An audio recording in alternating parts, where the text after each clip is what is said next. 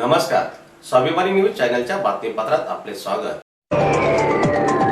वीज कंत्राटी कामगारांचे थकीत वेतन द्या। धुळ्यातील पारेषण कार्यकारी अभियंत्यांना बाह्यस्रोत कामगार संघटनेचे निवेदन।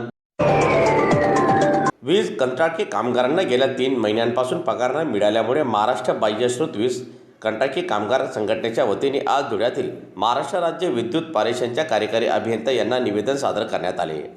दरम्यान गेल्या 2 ते 3 वर्षांपासून कंत्राटदारांकडून कामगारांना केवळ 12,000 वेतन देण्यात येत आहे। त्यातच PF देखील जमा केले जात नसल्याची तक्रार आहे। याशिवाय कामगारांना धमकावून तक्रार केल्यास नोकरी गमावण्याची भीती दाखविली जात आहे।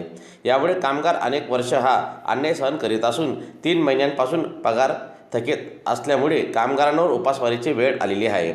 त्यामुळे लवकरात लवकर वीज कंत्राटी कामगारांचे थकीत पगार देण्यात यावी अशी मागणीचे निवेदन आज धुळ्यातील महाराष्ट्र राज्य विद्युत पारेषणच्या कार्यकारी अभियंत्यांना निवेदन देण्यात आले।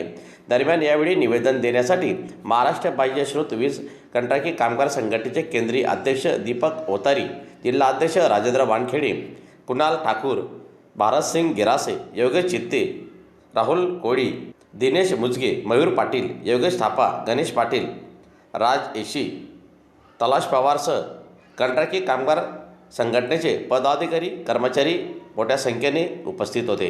सुदेश पाटील, मी गेल्या 6 वर्षापासून 220 सबस्टेशन दोंडाच्या इथे आउटसोर्सिंग ऑपरेटर म्हणून कार्यरत आहे। आम्हाला 6 वर्षापासून कॉन्ट्रॅक्टदाराकडून आमची पिळवणूक होते।